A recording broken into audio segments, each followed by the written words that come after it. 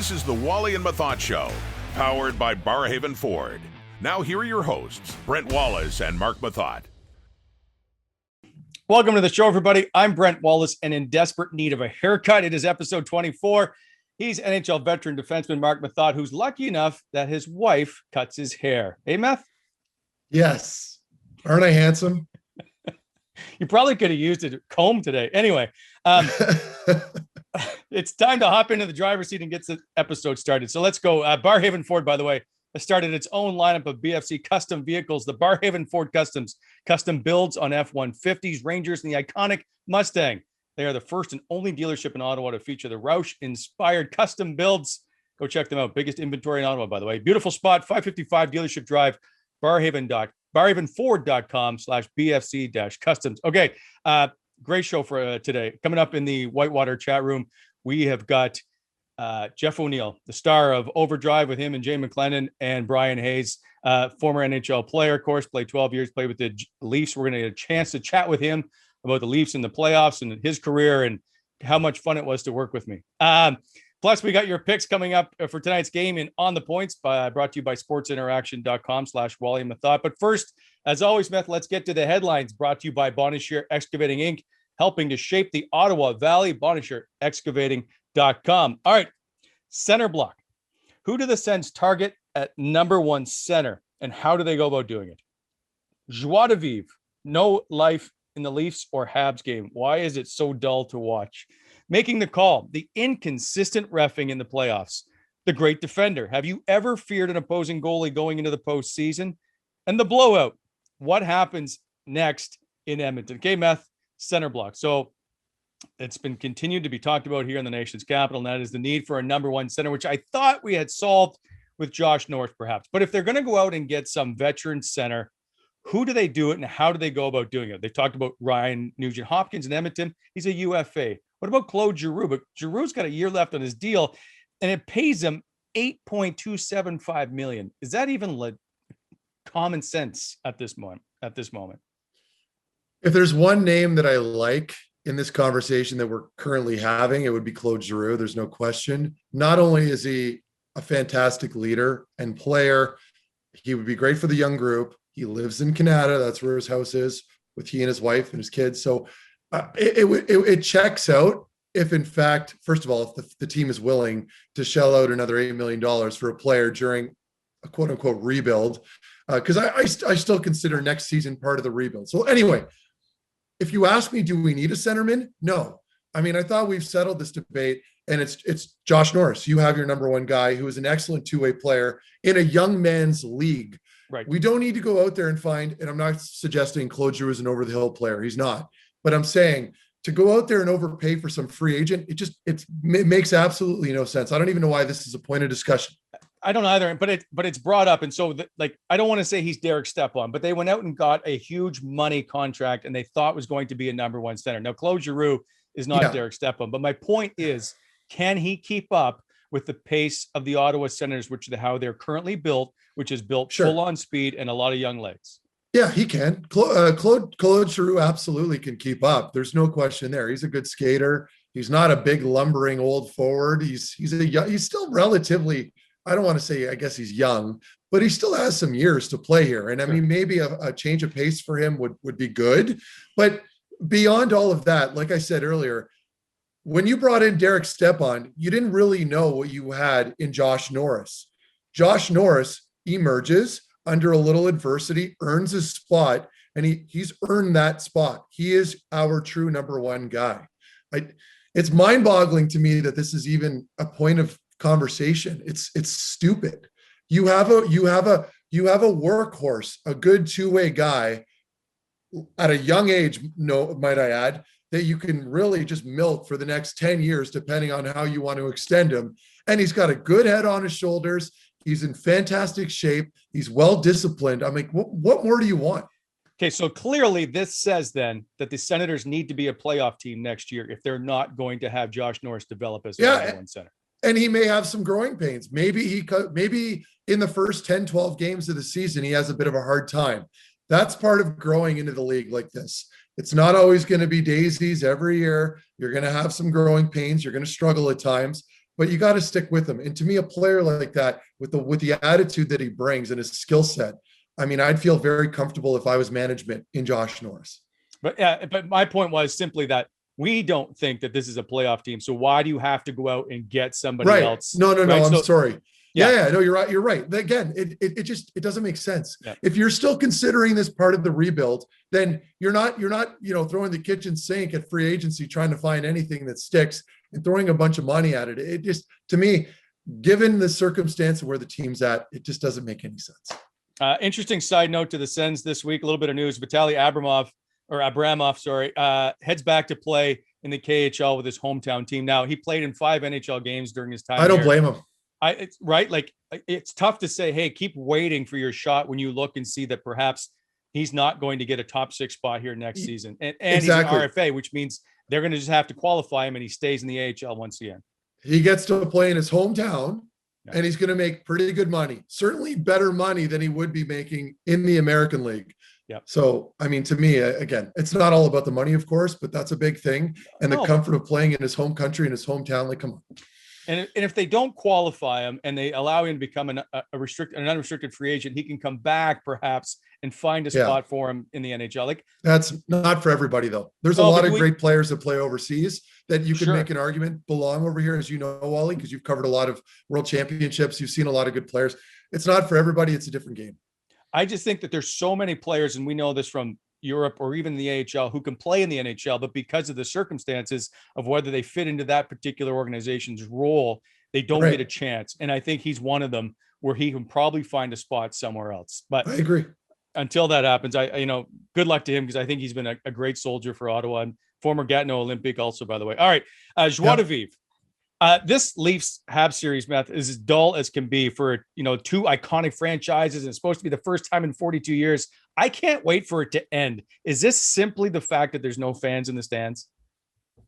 Yeah, part of it is. I think missing that fan atmosphere is huge. I know from experience playing against both teams, Toronto, obviously regular season is different, but I can speak for Montreal and playing a couple rounds there in that barn, and it's incredible. I mean, that might be one of my favorite places to play in the National Hockey League, and it's magnified when you play in that atmosphere with all the fan passion in the postseason. So you would think that missing that would have a huge impact, and of course it is, but I think it's beyond all that. The series, to me, and after, during game 4, I believe it was when I posted a little tweet about the lack of the lack of grit, or what I was basically calling out the series for being boring. Yeah. You're right.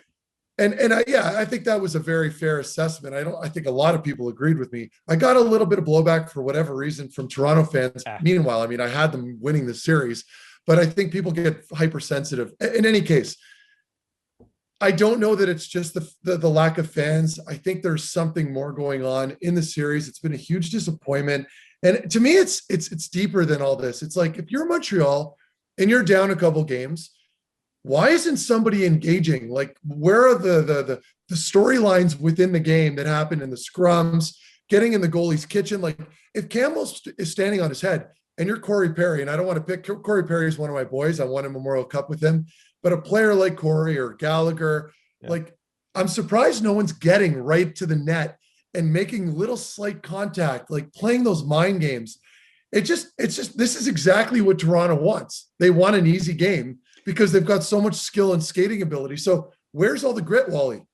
Okay, so then I'm going to ask you this, and because they went out and got Eric Stahl and they got Corey Perry. They brought in guys who had won so that they could, they know what it takes to get into the next round or beyond, right?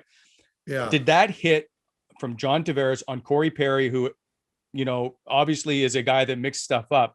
Did that just take the life out of this series? But how, like, if you're a professional, you've got to find a way to get past that, no? Okay, that might be part of it in some weird way, but it doesn't really hold any water because Toronto is still winning games right now. They're obviously up on the series, and it's like, to me, if you're okay, maybe it affects Corey Perry a little bit, perhaps. I could see that. If I severely injured a guy, no matter how accidental it was, I'd still feel bad a little bit, and it would stick, to you a little bit. For sure. So I can understand that, but at the end of the day, we know that John Tavares is okay right now. Thankfully, of course. He's a fantastic human being, so I don't want to sound insensitive, but you have to move on from that. Like, you have to play the game now. The game continues. It's the NHL playoffs. People get hurt sometimes. It's the unfortunate part of playing a violent sport. I think it's dictated the dullness, if you will, of this series. I don't see how that's even remotely possible. I just think this is Montreal. This is on them.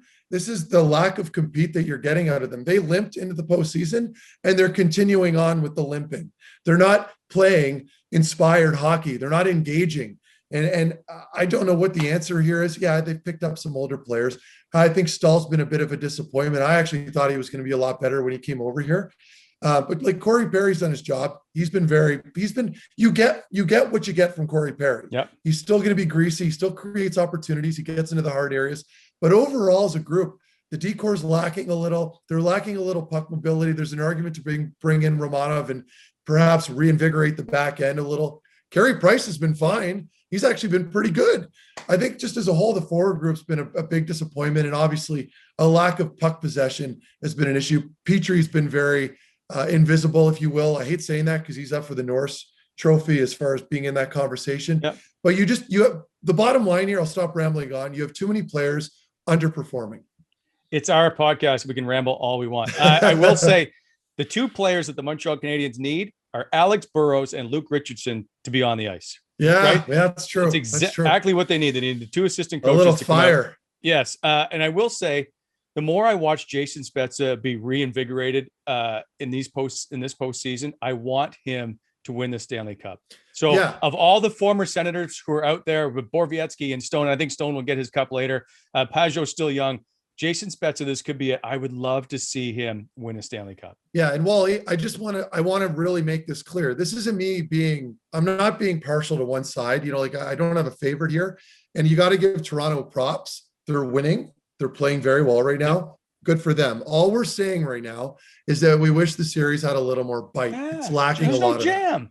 Yeah, exactly. Okay. And it's perfect for the Leafs because I don't think they play that style of game at all, period, for the most part. Correct. All right, make the call. The inconsistent reffing we've seen throughout this postseason. We even saw it in the Leaf game last night. I think the Deneau trip led to a goal, whatnot. Like, it seems that there's cross checks into the boards that aren't getting called, and then there's fines. I don't understand how, maybe because there's more of a microscope this year, I'm not sure. It just seems there are more missed calls and more bad calls made than any other year in the postseason. Yeah. And you could make an argument on the Byron trip too. I believe, I don't know who it was. Paul Byron goes down, then kind of slowly gets up. They actually end up scoring on that play. But in any case, I do believe NHL officiating is the best in the world. Like, if you compare it to most other sports, like, these guys are able to keep up with NHL players on skates. These guys are training in the hallways before games. Like, when I would warm up, I think I've said this before, they're out there skipping, stretching, doing everything that we're doing. And again, NBA refs, they do the same thing. You know, like, they run up and down the court. There's a lot of work involved, but the NHL refs are in a very hostile environment with vulcanized rubber being tossed around at 100 miles an hour with sticks. It's unpredictable and it's incredibly fast. So we got to give them props. They're very good. Has it been a little inconsistent? Yes. The Montreal game to me was the biggest one. I found it just odd how they were letting some stuff go, but calling the other infractions. I'm sure they have meetings leading up to this. I know the head officials have meetings with the officials on the ice after games. They do reviews. They go over everything. So you can count on them making a couple adjustments, I'm sure. I wish that it was more consistent. I do like to, but I'm going to counter my own argument with, I do like that occasionally they do put the whistles away and just let the games play. No, you know, here's my problem with that. Hold on. It. The game is too quick now to just let everything go. In the old days, in the 80s and even in the early 90s, the game was slower. So guys don't get hurt as much. Guys are now going to get I agree made. with that. They've got to call the game, just like the IIHF international rules. If it's a penalty, it's a penalty. Okay. No. Safety of these players. Okay. No. Please do not bring up the gut. Sorry, I can't swear. Do not bring up the IIHF officiating. Because let me tell you, every time I've played at a world championship, they call everything. They're supposed to. No, when I say everything, I mean plays that generally should not be called. Like a maybe my stick goes over the top of another player's stick, slashing, you're gone, go to the box, like any little thing. And it slows the game down. So if you're a viewer and you're watching every minor little tiny thing being called, you're going to get so frustrated. The game will take 3 hours to play. I just don't care for it. Eventually that goes away though. Eventually the players stop doing it and they stop trying to kill the other guy by shoving him into the boards in a dangerous manner. The obvious calls, like the Paul Byron trip, the Deneau plays, all those stuff, sure, you got to call that stuff. I'm not saying otherwise. I'm talking about the petty little calls where you might make an argument that he may have hit a player on his arm or something, but it was very light. Interference calls, some stuff to me that doesn't really affect the play itself. There's no need for it, but obviously we're going to be at odds on this. I know. One, I just don't want to see guys being driven into the boards head first with a shot from No, behind. I just have we a can problem both with agree. that. Well, There's way too obviously. much of it, but there's way too much of that that doesn't get called. And so I'm just tired of seeing guys get folded. We'll move on because we can argue about this until another day. The great defender. So there's very few I see goaltenders, I think, in this year's postseason where you fear going in, like Vasilevsky, maybe Carey Price based on his reputation, probably Bobrovsky, maybe on reputation, although he's not been very good. So have you ever gone into a playoff series as a team and go, we're facing Carey Price tonight? Yeah, well, Carey Price is a perfect example. And I use this not as a lazy example, but because I played when I was with Ottawa, we played against him quite a bit, clearly. And mind you, I don't think he really was ever that big of a factor in our series with Montreal. Of course, I thought we got probably a little lucky against him, but in any case, to me, I guess selfishly, I would suggest that a goaltender that is very good at handling the puck is more of a threat than anything else. Player that can act as a third defenseman, that is a confident puck handler, that catches those dump ins and rims and makes breakout passes. Those are the guys you're really worried about. But I think if you were to ask that same question to a forward, like perhaps a Kyle Turris or another player, Mark Stone, who I've played with in the past, they would give you a different perspective. But for me as a D-man, the last thing I was worried about was a goalie in the crease that was making stops. I was always worried about the goalie that would make me look really stupid on a dump in and would stop the puck from going around the wall. But I mean, at the end of the day, it's gamesmanship. If you are playing against a good goalie, get in his face, get in front of him at net front, just annoy the shit out of him. Talk to him after whistles. Those are the things you have to do. There's so many mind games that are happening during a long series. And again, we're going back right now to the Toronto series with Montreal. I just don't see Montreal doing enough of that with Jack Campbell. And I think of Corey Perry as a classic example of that particular thing. I also forgot to mention Connor Hellebuck as one of those goalies. But so would you you played against Marty Brodeur? No, you would have been? Yep, sure. Yeah, puck handler. Would you change your game plan? Yeah, we had to. On Marty Brodeur? And it wasn't just Marty Brodeur. It was even Marty Turco in Dallas. Those two guys could handle pucks better than some defensemen, right? So you had to get your rims up. And a lot of times we had to change our game plan a little bit and do cross corner dumps. And they had to be like perfect dumps, right? So if it was too hard, the D-man would automatically get the bounce off the wall and you'd have a clear breakout. But you had to find ways to float it in so that it would die right on the wall. And then it would turn into a nightmare for those defensemen because you'd have guys running at them on loose pucks. So again, depends on the goalie skill set that you're playing against. All right, finally, the blowout. Okay. What happens with the Edmonton Oilers now? And it kind of reminds me of perhaps the Ottawa Senators in the early 2000s where, they have these great teams, just can't get it done in the postseason. So like you've got McDavid and Draisaitl signed. So do you waste them or do you what do you do? They have Koskinen signed for another year. They've got, but Mike Smith is a UFA. There's a lot. They're going to resign him. So they've been pretty open that they wanted to resign Mike Smith. I know he's really old, but he had a very good year. Is he your number one guy? Well, he might be. I mean, what other options do you have? I mean, unless you throw the bank at somebody at free agency or you make a big hockey trade, which quite frankly, I don't know that they can do. They don't have any depth, right? I shouldn't say they don't have any depth. They don't have a lot of depth. And they don't have a lot of pieces they can just give away, like Ottawa, for example, where they're rich in draft picks and good prospects. I don't know enough about the farm system there in Edmonton, but I can tell you just from seeing their team and their dress team in the Edmonton Oilers lineup in the major league level, there's not a whole lot to work with. So first of all, you can't consider obviously even remotely moving your top two guys. Let's get that out of the conversation. You're not getting rid of McDavid, obviously. You're not getting rid of Draisaitl. How do you make this team better? Well, you need to bring in some better depth pieces. And a lot of this is draft picks, right? Look at the Ottawa Senators right now. They're built deep.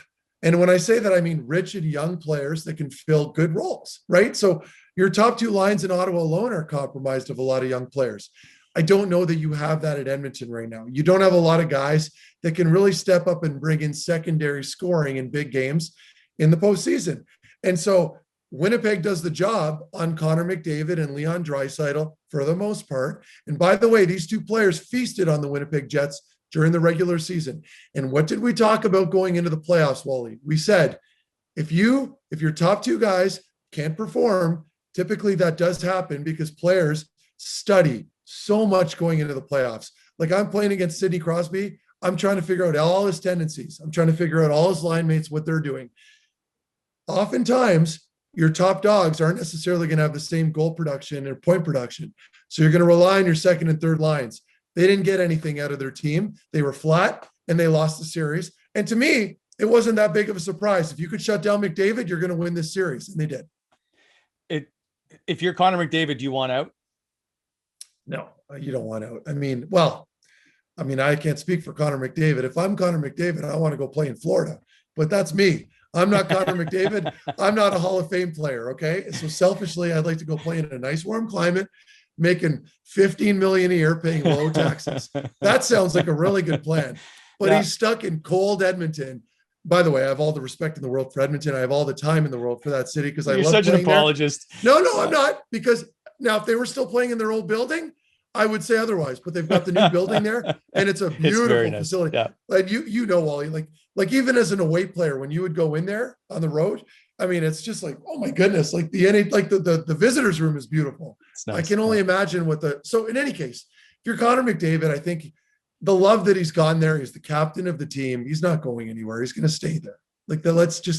That's not a conversation for today, but you have, so right now, if you're the Edmonton Oilers, like I said earlier, you have to figure out who to bring in. At this point, I don't even know where you begin. I think you need an extra piece on D. I thought they were good on D. I think you got to bring in a top 4 D man right now. I really do. I don't think they're good enough there. I don't think there's enough puck movement on the back end. And then up front, you just need more production out of your second and third lines. I mean, you can nag and rag on that fourth line right now, but it's not going to get you anywhere. You need a better second line. Ryan Nugent-Hopkins had a tough go. He's clearly had a tough go in the postseason, and not just this year, in the prior years. Yep. You need better production out of those guys. Simple. I just want to point out their draft picks for next season. They do not have a second, third, or fifth round pick. Like I don't know what they're doing management wise, but they don't have, it seems to be a clear cut decision of what's going on. And I just think you got to try and keep McDavid and Draisaitl happy. Whether or not they're going anywhere is a different story, but you've certainly got to keep them engaged or you end up with a Jack Eichel situation. Yeah. And you have to avoid having to split them up all the time when you're getting lack of depth or scoring on your second line. Right. So you saw that happen during the year. Then all of a sudden they're back together and they're winning games and they're destroying teams. You can't afford to split them up. They need to stay together. I know they're making a ton of money. I don't know what the percentage is on the cap hit, but it's pretty high within those two players. Yeah. So that also ties your hands a little if you're the general manager right now. So it's a tough situation. I'm not smart enough to know who you go after. I'll have to look at the free agency list. I do think you're going to have to make some hockey trades. I really do. I think you can't just throw money at free agents and overpay. You're going to have to make some legitimate moves. And that's where you have to earn your money. If you're the GM right now and Kevin Holland, and you're looking at these lineups, you have to figure something out.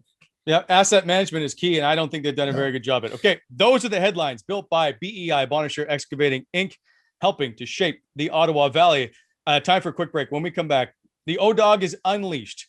As we go into the chat, quenched by whitewaterbeer.ca. Don't forget to use the Wally and Methot coupon, 15% off, and don't forget delivery to your home.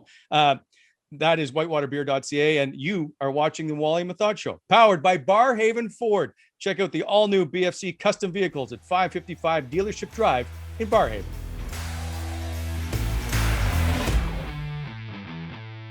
Time now for the chat, quenched by Whitewater Brewing Company. From blonde ales to New England IPAs, Whitewater beer is brewed by friends for friends. Available at the LCBO, licensed grocers, and shop whitewater.ca, where you enter coupon code Wally and Methot and get 15% off. Must be 19 years of age or older. All right, welcome back to the Wally and Methot Show. Time now for the chat. quenched by whitewaterbeer.ca. Pleased to be joined by my good friend. I get to call him that because we used to work together. Jeff O'Neill. Dog, pleased to have you on the show, my friend. I think good friend is a bit of a stretch, Wally. We worked together twice. And we never had dinner. We didn't do anything. We did 2 hits together. One in the playoffs in Ottawa and one in Pittsburgh. And you butchered that one. So I think good friends is a stretch. Oh, this makes me so happy. Hold on a second. Hold on. That's not the only time we worked together. There was a time I came in to host a playoff panel with you, and I think it was Darren Dreger. We're getting ready to do the show, and it's an afternoon game. It's Washington at somebody. I don't know who it is. Where's O-Dog? No O-Dog. The show is like, we're 5 minutes to airtime. You stopped at Wendy's to buy $300 worth of burgers for everybody and barely made it to the set on time to do the show. Do you remember that? I remember that, Wally. And what happened was I used to have to do Leafs lunch. So I would get like a day room at the hotel because I'm like, I'm not driving home in Toronto traffic. And then 2 hours later, turning around and driving in Toronto traffic. So I get the hotel room. And I remember I woke up and I was like, I wasn't feeling well. I was getting a cold and I had a deep sleep. And I was like, oh, shit, I'm going to miss this panel. And then I'm like, I'm hungry too. And I know Steve Dryden loves the Baconator. So I got everybody bacon. Just bags of Wendy's that come in. Anyway, but I can just remember you flustering like, I thought it was later. Anyway, we got the show done. And then we had burgers in the first period. So it was all good. Yeah. And then the one in Pittsburgh was interesting because you sat next to me and talked about what you should buy your then girlfriend a sweatshirt of some sort from Pittsburgh. Yeah, I'm glad that's my eventual wife, because if it wasn't, I would end this interview right now. I did end up marrying my girlfriend. Always a little souvenir on the road, pal. Yeah, no, it's good to get a sweatshirt. Who doesn't want a hoodie? I do want you to apologize to me over something that we actually haven't discussed. And that is when you were a player, you would not talk on game day. Yeah. You want to know why? Well, I just remember, I'll let you explain, but you came out of the Ottawa room. I think you're with Toronto, but you might've been Carolina. And I was like, hey, Jeff, do you have a sec? Nope. Oh, dog. Jeff doesn't talk on game day. I'm pretty sure you did third person to me. And then you just walked by me. I guarantee you I never said Jeff doesn't talk on game day. And the only reason I never talked on game day is because we were in Vancouver. And when you play in Carolina, you don't exactly, back in the day, didn't get a lot of coverage, to say the least. Okay. So I talked to this guy in Vancouver, and I forget who it was. I swear in my mind it was Bruce Garriock, but he never lived in Vancouver, right? No. Okay, so it wasn't him, but I still think it's him for some reason. The guy said to me, he's like, how is it down in Carolina? I'm like, yeah, it's actually pretty good. And then he clicked off his stupid little mic, and he goes, how is it really? And I go, come on, man. They're all Ernie F. and Irvin fans. And the next day I come in the dressing room and guys are looking at me, shaking their head. And they're like, why'd you say that, man? I'm like, I swear to God, that was off the record. And that prick put it in the article. So after that, I said, that's it. That's it. I'm never doing it again. And my big philosophy was, until I got in the media and I understand guys like yourself and Masters, they got to get their story in for the 6 o'clock Sports Center, or That's Hockey. I always said to myself, why the hell do you need to talk to me anyway? The game's at 7 o'clock. Like, talk to me after the game. I'll talk. I'll tell you whatever. I got all day for you after the game. I do not want to talk to you and somebody irritate me the day of a game, because, Wally, as you know, I was very focused.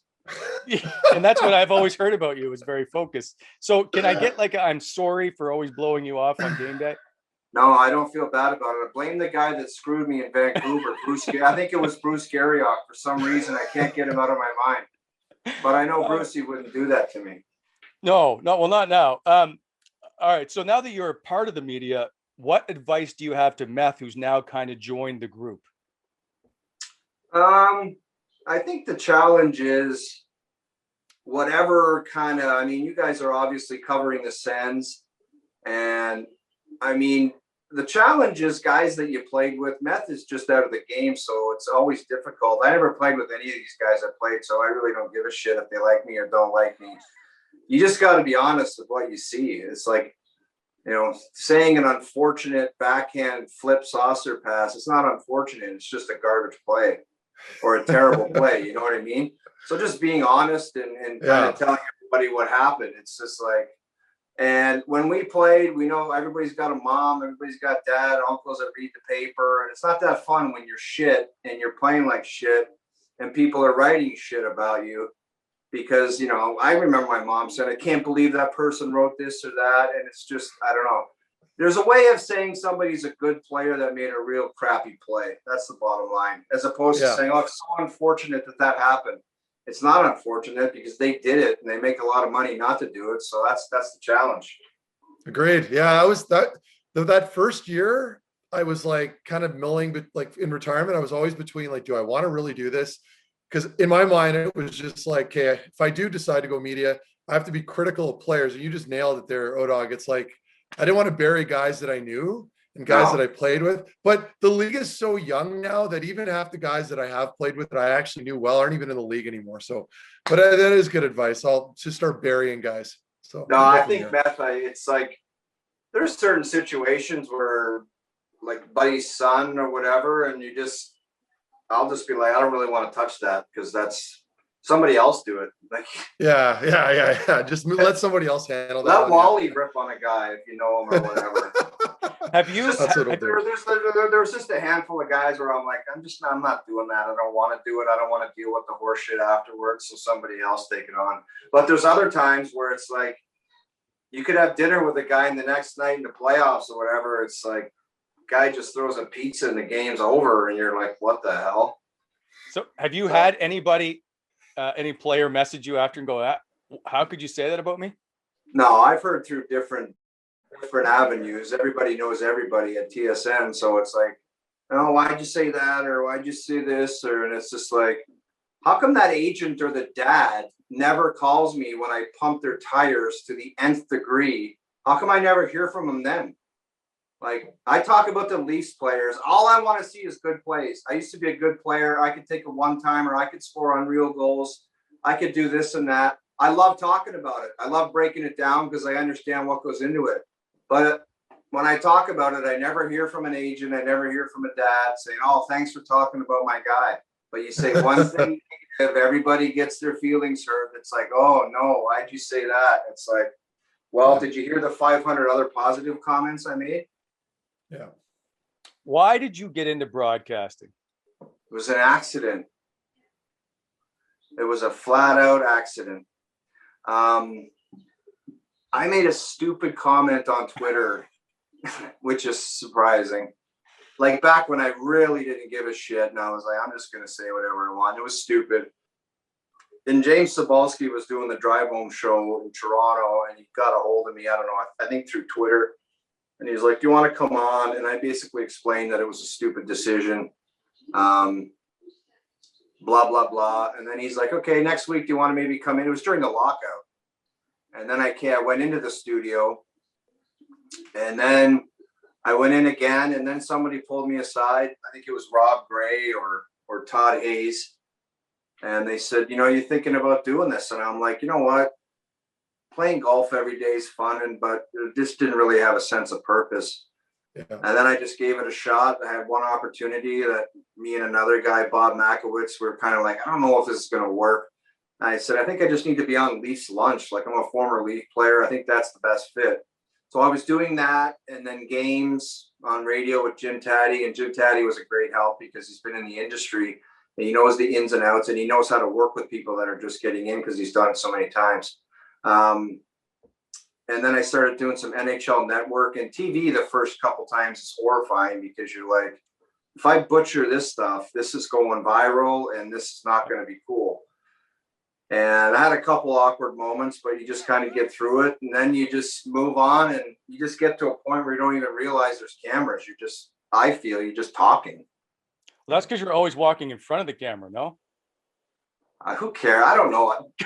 Wally, I swear to God, I've almost been doing it 10 years and I still have no idea what the hell's going on. It's like, I don't understand how all the microphones and I just do my shit and I leave, man. That's all I do. There's so much I got to ask you. We'll get to the Leafs playoffs in a second. One is I want to ask you about one particular game that was almost 19 years ago to the day. That was, I think it's the Eastern Final, but it might be Cup Final. You took a puck in the eye, and then you ended up scoring the game-winning goal in overtime, if I'm not mistaken, for Carolina. Can you take me through that game? Like, was there concern about your eye and the fact it's completely swollen and how you're playing with that? Yeah, I had concern about my eye. I remember Brian McCabe was trying to clear it, and it hit me right in the eye. And I was like, oh no, this is big time trouble. Meth, I don't know if you've had any incidents where you're all whacked out and you're like, this is more than like a couple zippers. Like, this is really bad. And then you see your face when you're walking through the medical room, and then they just kind of iced it. It ultimately wasn't that bad. But I can remember Shane Corson, who was like just a grizzled competitor. Like, he was a nasty dude. He was looking at me on the face-off, and it was the playoffs. And he looks at me and he goes, "Damn, are you all right?" That's when I knew it was ugly, because he would usually say, "I'm going to punch you in the face as soon as I can." And when he said, "Damn, are you all right?" I'm like, this must be pretty bad.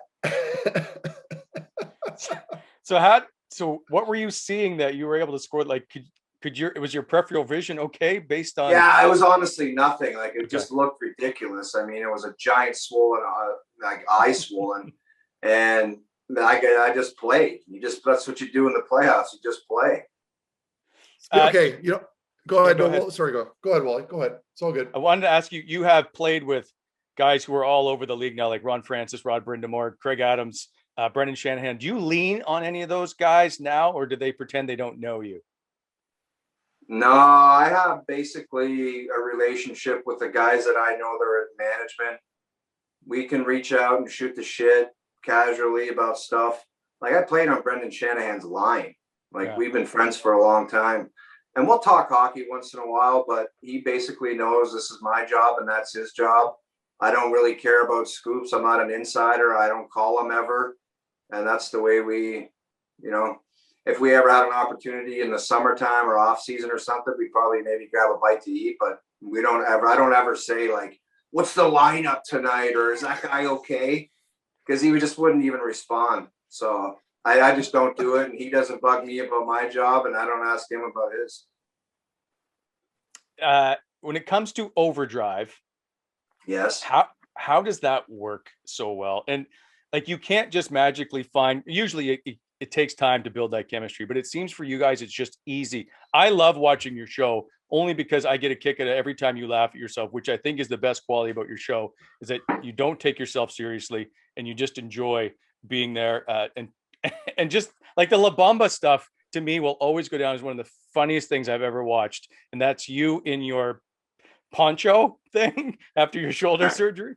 I just think the biggest thing about it is all of us are relatable. I mean, Brian, although he didn't play in the NHL or Major League Baseball, I think he's probably the best host in the business, whether it's north or south of the border.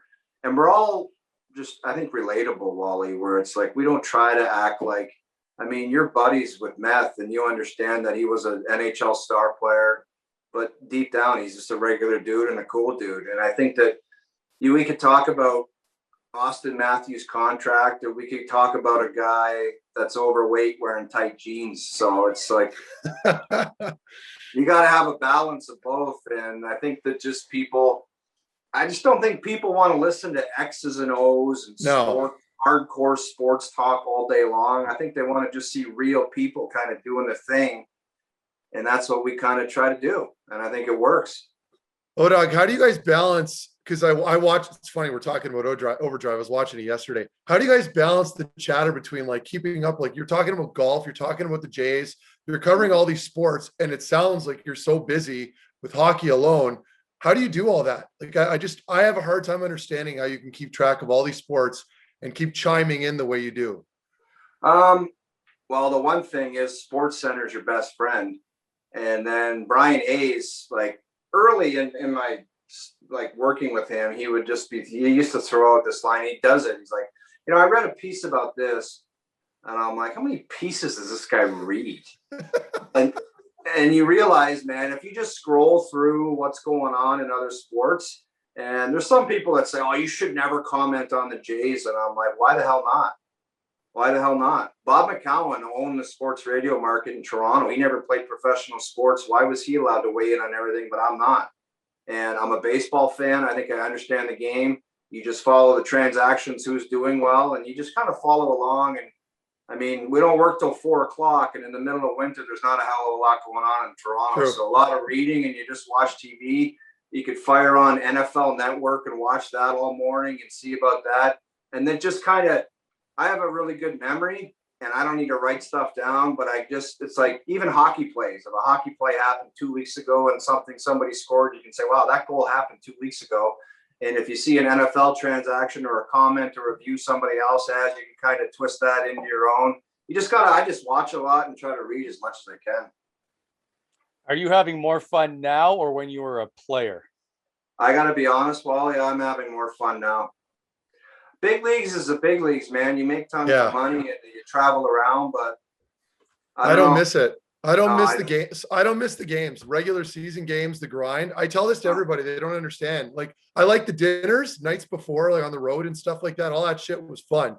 But like the stress of being prepared for games and on a game day, on a day off, you're always worried about the next game. Like I don't miss that at all. I got to a point later in my career where I'm like, the only thing I enjoy about this is obviously the money and the lifestyle because you're making a ton of it.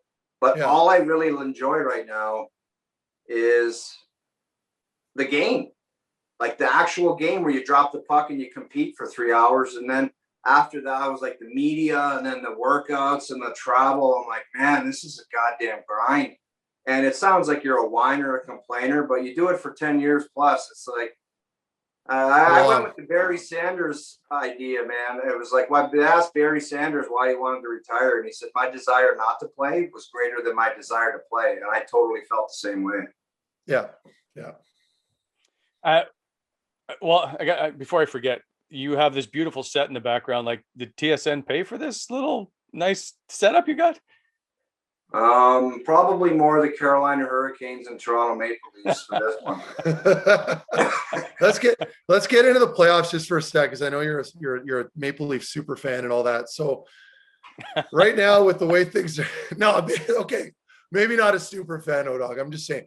Right now, with the way the series is going, like I was watching last night, I made a comment. I got absolutely verbally abused by the Maple Leaf fans. I wasn't even chirping the Leafs. I had them winning the series. Like, I'm not even a hater, but was they got offended. The comment about the series in itself? Yeah, I know. Just about the series being kind of dull, like it's missing a little bite. What are your thoughts on everything? I mean, I'm sure this is how Toronto wants to play, but it's just, as a viewer, it's painful. Well, the biggest difference is, and I think my buddy Carlo, who comments on every single Twitter account that's out there, he made a good point where it's like, if you watch the States, it's like Carolina's barn is just hopping. Yeah, whoever's counting the attendance and calling 12,000, there's 30,000 people in there. But I'm not getting into who's responsible for no fans in the building, but it sucks, man. Imagine playing playoff games and the usual, like Montreal, man, that barn would be rocking for those home games.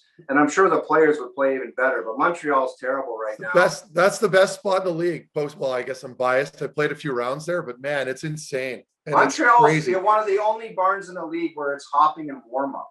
Yeah, we would walk. So we're walking down to the Bell Center from like the Ritz during playoffs, and there'd be like groups of people at the gas station right on the corner chirping us, like telling us we're absolute garbage. Like, and we'd get into like a back and forth with these Montreal fans as we were going to the building. So they're so passionate. They're missing all that. But anyway, I just feel like beyond just the fans, there's no like animosity between the two teams. And I think a guy, when you watch what happened with John Tavares, Corey Perry, I think that took a chunk out of him too.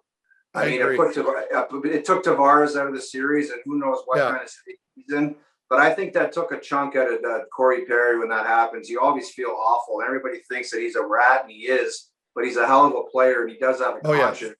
Like, usually he would just be punching guys in the face, spearing guys, and he's kind of disappeared, much like all the other forwards for the Montreal Canadiens. Yeah, he'd be like, he typically, like, he's a rat, right? Like, he'd be at net front, getting in Campbell's face, maybe making contact occasionally, and he's not even like. Wouldn't you think the Montreal Canadiens, if they knew down 3-1 was kind of on the horizon, Yeah. You would last resort try to run the Maple Leafs out of the building. Do something. Something. That's what I was saying yesterday. I'm like, with this group, like, look at the defensemen. They're all like 220-pound plus guys. Maybe not all of them, but they're a big physical group, and it was just flat. And I know, like, you know, like your fan base over there, like no one wants to hear us pumping up Montreal, but like, I just wanted to see a more competitive series. And people were blowing this thing up before the series even begun. Like, you know, it's Toronto, Montreal, and you'd think that there'd be more heat. Anyway, kind of disappointing. Would you have started Freddie Anderson over Jack Campbell in game one? Ooh, I wouldn't have. I probably would have, because I think that, I don't know, sometimes you fall down a rabbit hole of hot takes where you look back on it and you just say, God damn, that was stupid. Like, I was just ignorant to Jack Campbell's record. And I'm like, I have this thing in my head. My take was always, Freddie Anderson has the DNA. That was my big go-to line. The DNA. The DNA. I was trying to sound like this smart broadcaster. This DNA of a number one goaltender. Yeah. And then I'm thinking, the guy hasn't played in 4 months. Why the hell does his DNA or whatever it is have anything to do with Jack Campbell? And obviously they started the right guy, and he's been unbelievable for them. Yeah. Does the Toronto Maple Leafs win the Stanley Cup? I think they got an opportunity, Wally, but that's just like everybody. You look at the Colorado Avalanche, you look at somebody beating that team. The way I look at it is, I always look at somebody beating Colorado 4 times, man. I don't see it 1 or 2 times, let alone 4. So they're going to be awfully tough to beat. And I also think the semifinals, there might be an opportunity for those series to be pretty quick, because there's no familiarity. And one team might be on a completely different level than a team from another division and just absolutely kick their ass. They'll not know what's coming to them. Yeah, I have no argument to that. Like, we were talking earlier. I can't see any team beating Colorado if they're healthy and they're rolling. Even with Toronto, I think if Campbell's standing on his head, that's one thing, gives you a good opportunity, and you're getting secondary scoring out of guys like Spezza and Thornton right now. I mean, and to me, it's clear cut that Colorado's the heavy favorite. And I know Toronto is so used to playing against teams like Ottawa, Montreal, that I don't think the North has been near as deep as we all think it is. Like, what are your thoughts on that? I think the North was a major disappointment. I thought Vancouver was going to be awesome. Edmonton got swept in the first round. Montreal started out hot. Now they're terrible. Yeah. Ottawa, it's like, who would have thought at the beginning of the season that Ottawa would have been kind of one of the better stories in the division? I thought Calgary was terrible. It was just like, everybody was so fired up for like Canadian hockey and Canadiana. And I was like, 2 weeks into it, I'm like, is these guys playing each other again? Yeah, that's how I felt too. Again? Yeah. Anyway. Dog, what is it like to play for the Toronto Maple Leafs when you grow up, you know, wearing a Toronto Maple Leafs jersey? Well, it was unbelievable, Wally. I had tears in my eyes when I put the jersey on for the first game. I was like, I don't know, every Saturday night you sit and watch, and when you get to play for the team, I'm lucky, man. I got to play for the team, and now I kind of cover the team. Just very fortunate. They've meant a lot. And you see behind me, I kind of have the Legends row of the Maple Leaf guys. Like, people are like, oh, you're such a super fan. And I just think that's a crock of shit. It means a lot to me, and that's why I have it there. But did you make a little die cast of yourself to put on Legends row there in the back? Wally, why would I do that, you idiot? See, that's not maybe an obnoxious move to make, like a casting of yourself. Oh, Meth has his jerseys hanging. I just thought maybe you'd probably get a bronze statue. I found something the other day I thought was pretty cool, because I thought it was long gone. I was digging through a box of all my old shit at my mom's house, and I found my 40th goal puck. I was like, that thing's still a New York Rangers 40th goal. That was pretty cool to find. I figured that could make one of the shelves. It was cool enough. That's pretty good. 41 goals that season. I can't imagine what it's like to go on kind of a heater such as that. So that's going to be a lot of fun to go through your career. I just want to know, now that I have you here, was I your favorite kind of reporter to work with? Like, as far as like TSN type work? Sure. Sure. I'll take anything. No. Duffy's my favorite one. And behind Duffy is Mark Masters, John Woo, and Sarah Orestes. Do you forgot Rashad, Farhan? Yeah, Rashad, I love him too. Yeah, okay, thanks, buddy. I don't want to keep you any longer because I've had enough, because this hurts my feelings. So wait. We got to ask him this. We got to ask him the typical, what's your favorite snack question? I'll tell you what it is, and then I'm going to let you guys go. Okay. I'm going to do a mic drop after this.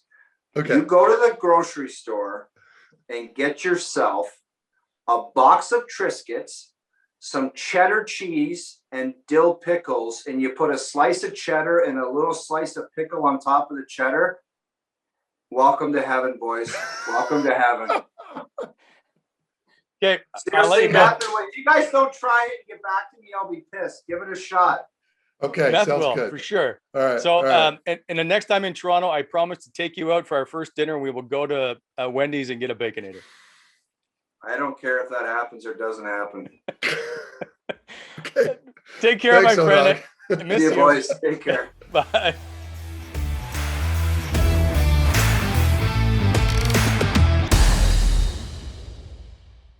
Welcome back to the Wally and Methot Show, powered by Barhaven Ford. Check out the all-new lineup of custom trucks and Mustangs at barhavenford.com/BFC-customs. All right, time for On the Points. Brought to you by sportsinteraction.com. Sports Interaction is Canada's odds maker. Head over to sportsinteraction.com/Wally and Methot today.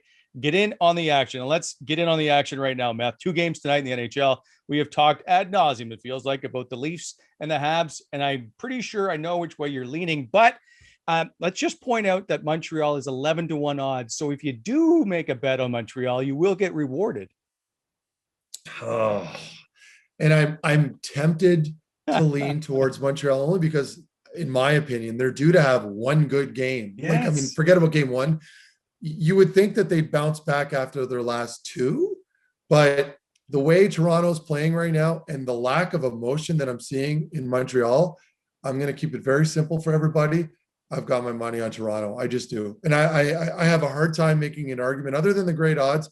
I have a hard time making an argument otherwise. Okay. Give me a goal scorer, series winning goal then. A goal scorer? Yeah. Who's going to score the winning goal? I'm going to go with Kerfoot. And I'm going to say that it'll be another relatively high scoring game. I'm going to go 4-2 Toronto. I was going to ask you the over under. Okay. You know what? I'm taking Jason Spezza. I think he's on a roll and he's my buddy. And so I'm going to pick Jason Spezza all day. All right. Preds and Hurricanes. Preds, they're the 6-1 odds because things are a little dicey for them. So who are you going to take? Another simple answer, just based off the crowd that I've been seeing in Carolina. I'm going with Carolina. I mean, they're rolling, and these guys, I can't figure it out. They've just been such a good, consistent team now for a couple seasons that I think they're just due to make some more noise. And I just think they're deeper, and between the depth that they have on their back end, for me, I'm biased being an ex-defenseman. I just love leaning on that. The only thing that's going to change, and we talk about it all the time, is goaltending in the postseason and whether or not UC Saros makes the difference. And something tells me he's going to have one of those games, but in the end, I'm going to say Carolina ends this series tonight. Those are the picks. Now make yours at sportsinteraction.com/Wally Methot. Sports Interaction is Canada's online sports book. Of course, odds subject to change.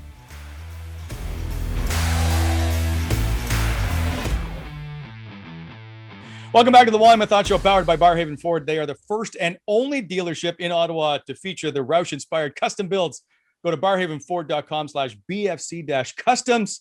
And speaking of customs, here is Craig to join us once again. Guys, I have a quick question. So I went the other day to a juice place in Canada have you heard of bubble tea? I have. Yeah. Have you had bubble tea? Nope. No. Okay. So I don't know what's about to transpire. My son and my daughter, they just were like, hey, let's go to this new juice place. So I go in and I look at the menu and but I see all this people ordering stuff with like black balls at the bottom of it. I'm like, all right. So I order what looks like a iced coffee with black balls at the bottom of it. Anyway, get it. I go to take a sip of it. There's a big straw. And all of a sudden I like nearly choked to death because I've swallowed now a black ball. I think I came tapioca or something. I don't know. It tastes like, and then I try and chew it. It's like a chewy gummy bear.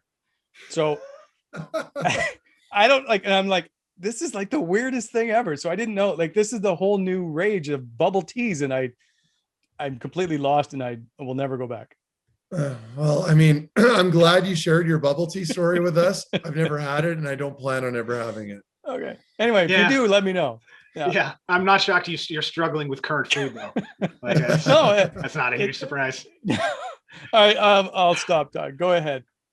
Yeah. Okay. Well, something we wanted to do a little bit was kind of chat more about the playoffs. It's playoff season, obviously. People are going through it, and something that's kind of cool about us is a bunch of us have experienced playoffs before, right? So, so today we're going to talk a little bit about playoffs and the experience around it, presented by Faces Magazine. So check out their latest issue and updated articles on facesmag.ca. So, Meth, Wally, if you guys don't mind, I was just going to kind of bombard you with a couple quick little behind the scenes playoffy questions. So, yeah, let's do it. Yeah, for sure. For starters, I think maybe something, this is probably more for Meth, but when you have kind of the relationship with family and friends, like that's obviously going to change a little bit during the playoffs. How do you manage kind of your friends and family, maybe asking for freebies or looking for tickets while you're trying to stay focused on the playoffs? Yeah, that's a good question. I tune everybody out, like you name it, my friends, my parents, I don't talk to anybody, especially during the series. My parents typically would take over the ticket thing for me. So people wanted tickets or wanted somehow to set a couple aside, they would contact my mom and dad. I was totally focused on the series itself and nothing else. And that's how I got through it. Otherwise, there's so many distractions. And at this level, you have to figure out how to get through it. And shutting off your phone, not checking your mentions on Twitter or reading all that nonsense and garbage doesn't do any good for you. You just focus on your game. And occasionally you might talk to a buddy about something completely irrelevant away from the NHL. And it's what keeps you, it's how you maintain your sanity and your focus. That's it. Like, this is one of the few times, I guess there's probably a lot of times I'm jealous I'm not an NHL player, because you guys would be at the rink, maybe in a morning skate, probably not. Rarely did you practice if you had overtime the night before, all that stuff. We worked every day, every morning, every night.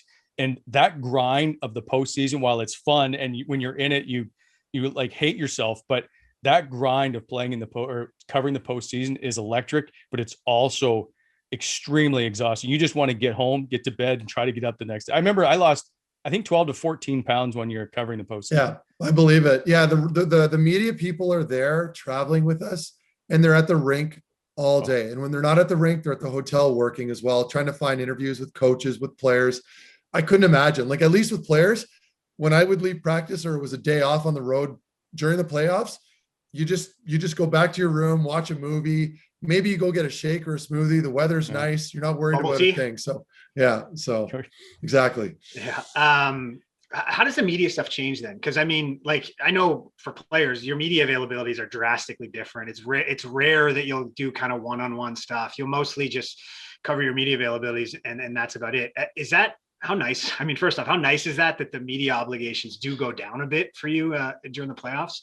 And how do you handle kind of the bombardment of the playoff media setting? And I mean, you guys were both there for the Andrew Hammond stuff. Like, he used to have to do 2 to 3 media scrums. Like, it was nuts. But during the playoffs, obviously it's rabid and there's those things. How do you manage kind of the media requirements? Well, it's strange because during the season, yeah, you're going to do a little bit more perhaps, but when you do it in the playoffs, there might be, 20 reporters and camera crew guys hovering around you, like in a semicircle in the dressing room. You've seen like where you'd have like 2, 3, 4 rows deep of people all trying to reach in. And that can be overwhelming if you're a player and you're not comfortable doing media related stuff. For me, it never really made a difference if it was 2 guys or if it was 20. It was all relative, right? You're still going to give the same answer, but it can be nerve-wracking for younger guys and a little overwhelming. And that's back to my original point. Don't read anything on your, because when all these reporters are tracking every comment and word you're saying, they're posting it on their Twitter, and occasionally they're tagging you and stuff, or opposing fans are reaching out to you and trying to get under your skin a little bit. If you tune it out, you're not even thinking about it. I will add, if you are bilingual, your life is extremely different and more difficult if you're playing against the Montreal Canadiens, because you're doing 2 scrums minimum, and on it goes, right? So you're like, for you, for Pager, for a few other guys, you were there for a lot longer. And then we would try, at least the TV guys, we would try to get one-on-ones, and occasionally we would, so the players are there a little longer. Like, you're probably a half hour. If you happen to come out that day, you're probably a half hour. Now, there were guys that wanted to do it too. Like, Jason Spezza would always come out every day, whether he wanted to or not, but there was always guys available. You were really good to come out. Boro would be one. Pajot's another one that always used to come out. Anyway. Yeah. But the whole thing about just the playoff atmosphere and that delay and how the media tries to do everything, like as I go back to it, it's a grind, but you appreciate the players who do spend the time. I certainly have always remembered playoffs and the guys who are always available, because those are the ones that always became the really good people in the end. Brent, how do you manage? Because this is something that I had to deal with too. How do you manage the fine line of like getting what you need and not being a nuisance? Because I always found during the playoffs, like the last thing you want to do is like ask again and ask again. So you really had to kind of manage your ask.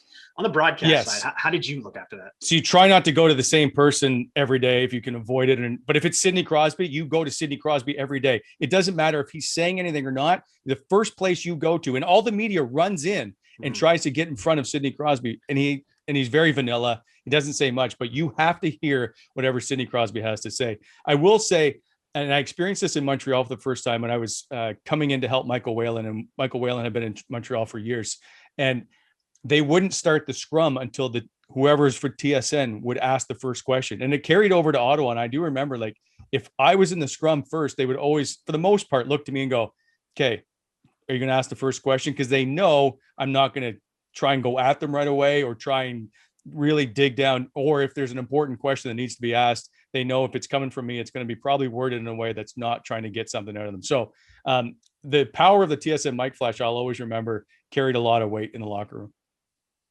Probably more than the Sens TV one that we had. You guys would always just stand next to me. Yeah, exactly. Just leech. That was the job. Okay. Here's another one that kind of maybe picked up a little bit, and we noticed it because Brent is completely clean shaven again here. But the idea of playoff beards has seemed to kind of maybe calm down a little bit. Is that maybe because it is a younger league, and these guys, maybe they didn't grow up with it as well, but also maybe they can't grow them as strongly? Like, would you guys like to see more playoff beards back in style? Matt, is the tradition gone? No, I mean, it's just, I think you nailed it there. I think it's just a younger league. I mean, when you look at old playoff footage, the NHL players look older. Yeah. Like, these are older men. Sure. Now, these are young players in their 20s, early 20s, early to mid 20s. And some guys just, quite frankly, can't really grow them. And so I think that's all it is. Because it's funny you bring that up, because I was thinking that the other day. And it reminded me of when I was a little younger watching the NHL, and I would have been in my teens. So, 20 years ago, players are just older, and the league's obviously, trending to that opposite direction now, where all the players are a lot younger. So I think that's honestly all it is. I think most players are attempting to grow it. You're just seeing a lot more peach fuzz these days. I see a lot more guys that are clean shaven. Like even Jason Spezza's got the goatee now. Like it's not there. Yeah. There is more shaving going on. Yeah, but Jason Spezza's got that sort of baby face too, right? Like he doesn't grow a full beard. And that's, again, you just don't see a lot of guys capable of growing them anymore because they're still so young. Is it kind of like Movember-ish a little bit, where like you might, I mean, maybe you started a little bit early, but also like if the beard comes in over time, and if you're not sure if you're going to make it 3-4 rounds, because most people don't, do you kind of just maybe play it underneath and then like, oh, you know what, I haven't shaved for this first round. You give it a little bit of a head start. You might start growing it a week or two prior just to get a little growth going first. But I mean, I think fans overthink it more than the players do. The players they don't give a shit. They just don't. It's just the way it is. You either grow one or you don't, but no one's joking about it in the room. No one's saying anything. It's just like you look at Thornton. Like he's been growing it all year, right? Yeah. So, I mean, I think the whole thing of shaving right before game one and moving forward is kind of gone. It's done with. Yeah. But I like it though. I still like seeing the guys, that grizzled look. It looks tough and it's fun to watch the guys battle. Okay. I got one more here. And it's about the handshake line. Because I mean, we see it right at the end of the series and everybody goes through and you shake everyone's hand.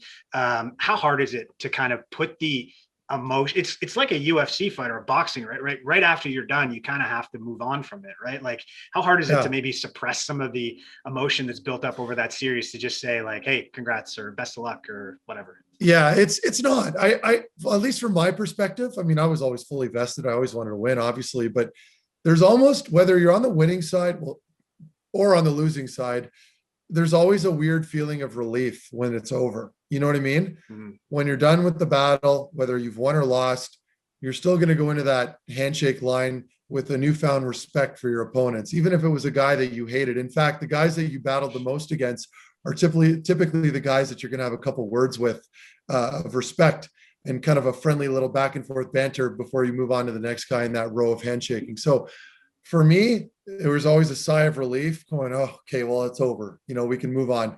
Maybe I'm not as happy as I would be if I was on the winner's side, but the battle's over. You can exhale, and it's done with. And again, it hits you when you get back into the locker room. You're sitting in your stall and everyone's kind of hunched over. It's very quiet. No one's getting undressed.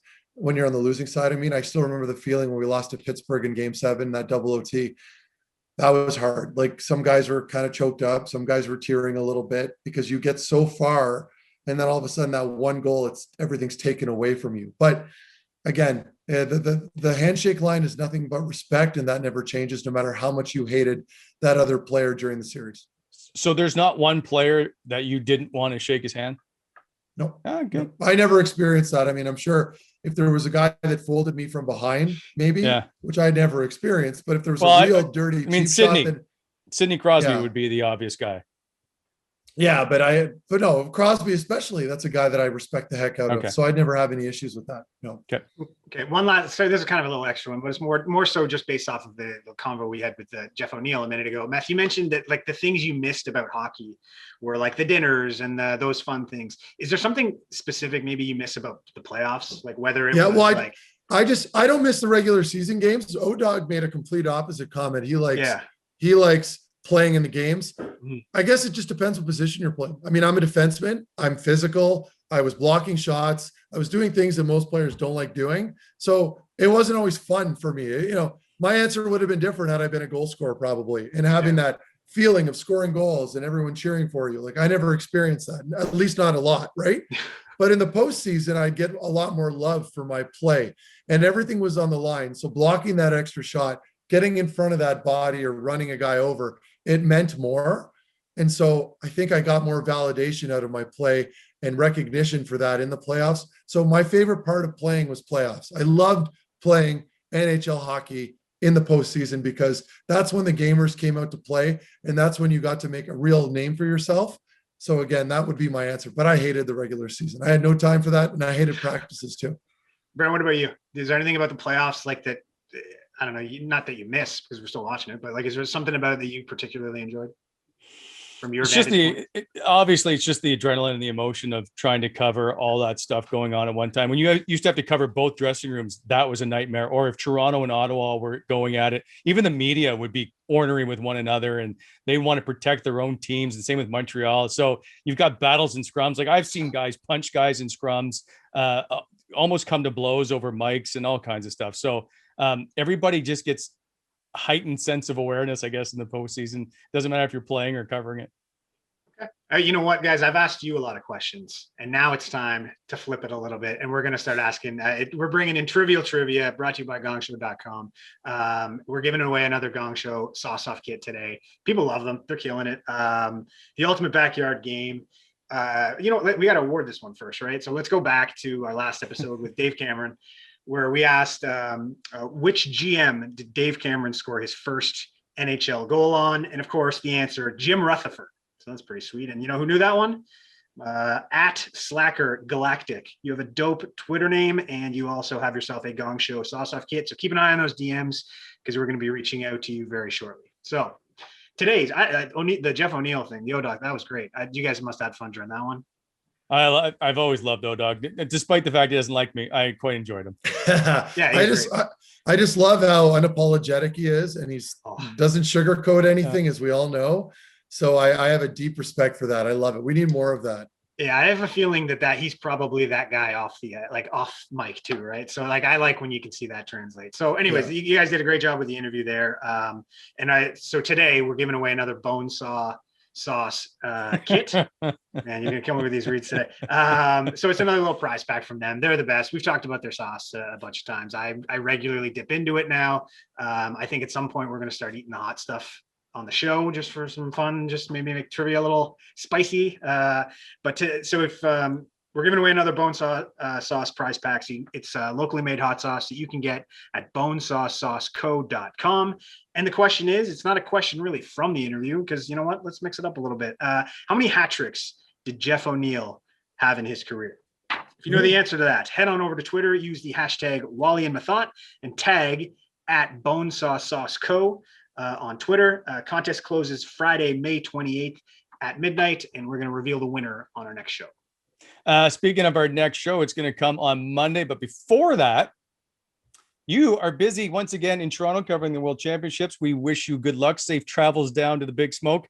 If you like our content, please like and subscribe to our YouTube channel. That's where we like to play with all the fun, and we like to make your viewing pleasure enjoyable. So also you can catch us on Apple, Google, all the Spotify podcast networks out there. And of course, you're watching the Wally and Methot Show, powered as always by Barhaven Ford. See you next time.